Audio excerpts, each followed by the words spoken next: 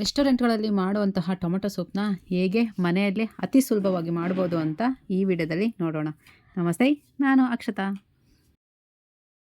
ಇದಕ್ಕೀಗ ಒಂದು ಈರುಳ್ಳಿ, ಒಂದು 5 ಟೊಮೊಟೊ, ಒಂದೆರಡು ಬ್ರೆಡ್ ಪೀಸು, ಸ್ವಲ್ಪ ಕೊತ್ತಂಬರಿ ಸೊಪ್ಪು, ಸ್ವಲ್ಪ ಬೆಳ್ಳುಳ್ಳಿ, ಸ್ವಲ್ಪ ಶುಂಠಿ, ಒಂದು ಅರ್ಧ ಸ್ಪೂನಷ್ಟು ಕಾಳು ಮೆಣಸು, ಮತ್ತು ಸ್ವಲ್ಪ ಜೀರಿಗೆ ಪುಡಿ, ಸ್ವಲ್ಪ ಕೊತ್ತಂಬರಿ ಕಾಳು ಪುಡಿ, ಸ್ವಲ್ಪ ಅಚ್ಚ ಖಾರದ ಪುಡಿ, ಕಲರ್ ಬರೋ ಅಂತ ಕಾಶ್ಮೀರಿ ಚಿಲ್ಲಿ ಪೌಡರ್ ತೊಗೊಂಡಿದ್ದೀನಿ. ಈಗ ಈರುಳ್ಳಿ ಮತ್ತು ಟೊಮೊಟೊನ ಈ ರೀತಿ ಸಣ್ಣದಾಗಿ ಹೆಚ್ಕೊಳ್ಳೋಣ. ಇದನ್ನು ಬೇಕಾದ್ರೆ ಪಾತ್ರೆಯಲ್ಲಿ ಬೇಕಾದರೂ ಮಾಡ್ಕೋಬೋದು, ಅಥವಾ ಕುಕ್ಕರಲ್ಲಾದರೆ ಬೇಗ ಆಗುತ್ತೆ. ಒಂದು ಕುಕ್ಕರ್ ತೊಗೊಂಡು ಒಂದು ಸ್ಪೂನಷ್ಟು ಬೆಣ್ಣೆ ಹಾಕ್ಕೊಂಡು, ಬೆಣ್ಣೆ ಸ್ವಲ್ಪ ಕರಗಿದ ನಂತರ ಅದಕ್ಕೆ ಬೆಳ್ಳುಳ್ಳಿ ಮತ್ತು ತುರಿದಿಟ್ಕೊಂಡಿರುವಂತಹ ಶುಂಠಿ ಹಾಕ್ಬಿಟ್ಟು, ಸ್ವಲ್ಪ ಈರುಳ್ಳಿ ಮತ್ತು ಟೊಮೊಟೊ ಇಷ್ಟನ್ನು ಹಾಕಿ ಚೆನ್ನಾಗಿ ಮಿಕ್ಸ್ ಮಾಡ್ಕೊಳ್ಳೋಣ. ಸ್ವಲ್ಪ ಟೊಮೊಟೊ ಬೆಂದ ನಂತರ ಅದಕ್ಕೀಗ ಒಂದು ಅರ್ಧ ಸ್ಪೂನಷ್ಟು ಕಾಳು ಮೆಣಸು, ಸ್ವಲ್ಪ ಕೊತ್ತಂಬರಿ ಸೊಪ್ಪು, ರುಚಿಗೆ ತಕ್ಕಷ್ಟು ಸ್ವಲ್ಪ ಉಪ್ಪು, ಒಂದು ಸಣ್ಣ ಕಪ್ಪಷ್ಟು ನೀರು ಇಷ್ಟನ್ನು ಹಾಕ್ಬಿಟ್ಟು ಲಿಡ್ ಕ್ಲೋಸ್ ಮಾಡಿ ಒಂದೆರಡು ವಿಷಲು ಕೂಗಿಸ್ಕೊಂಡ್ಬಿಡೋಣ.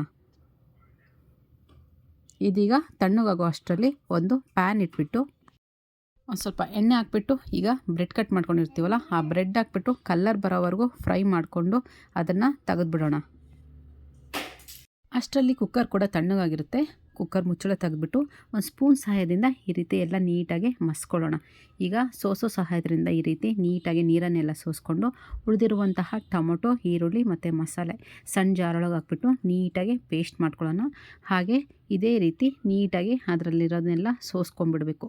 ಬೇಕಾದರೆ ಇನ್ನೊಂದು ಸ್ವಲ್ಪ ನೀರು ಹಾಕ್ಬಿಟ್ಟು ಇದನ್ನು ಒಂದು ಪಾತ್ರೆ ಒಳಗೆ ಹಾಕ್ಬಿಟ್ಟು ಸ್ಟವ್ ಮೇಲಿಟ್ಟು ಚೆನ್ನಾಗಿ ಕುದಿಸೋಣ. ಇದು ಚೆನ್ನಾಗಿ ಕುದೀತಾ ಇದ್ದಂಗೆ ಇದಕ್ಕೆ ಸ್ವಲ್ಪ ರುಚಿಗೆ ತಕ್ಕಷ್ಟು ಉಪ್ಪು, ಹಾಗೆ ಮಸಾಲೆ ಹೇಳಿದ್ವಲ್ಲ ಅದನ್ನೆಲ್ಲ ಇದಕ್ಕೆ ಹಾಕ್ಬಿಟ್ಟು ಸ್ವಲ್ಪ ಬೆಲ್ಲ ಹಾಕ್ಬಿಟ್ಟು ಚೆನ್ನಾಗಿ ಕುದಿಸ್ಬಿಟ್ರೆ ರುಚಿಕರವಾದ ಟೊಮೊಟೊ ಸೂಪ್ ರೆಡಿ ಆಗಿಬಿಡುತ್ತೆ.